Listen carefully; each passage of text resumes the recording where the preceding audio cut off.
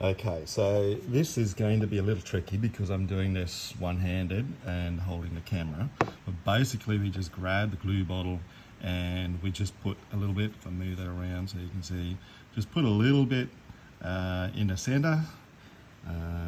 Go through, here's another one. I'm going to do this another 2 times. You can see that I'm not applying a whole heap of glue there.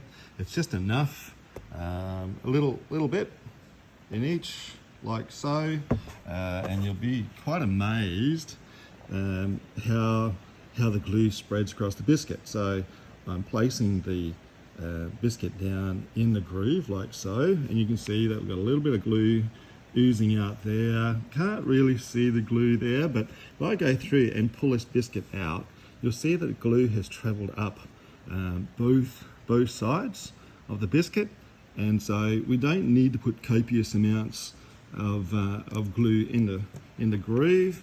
Just grab another biscuit here. You've got to try and center the biscuit as best you can in the slot. We're using size 10 biscuits for this process in making the blanket box, like so. And look, once again, I'm just checking, make sure that the biscuit's in there. And occasionally what I'll do is just pull the biscuit up just to check to make sure that the glue has actually spread. I've got enough glue in there, but we don't actually need to go through and squeeze the glue in so the glue's oozing out like so. That there is a great end process.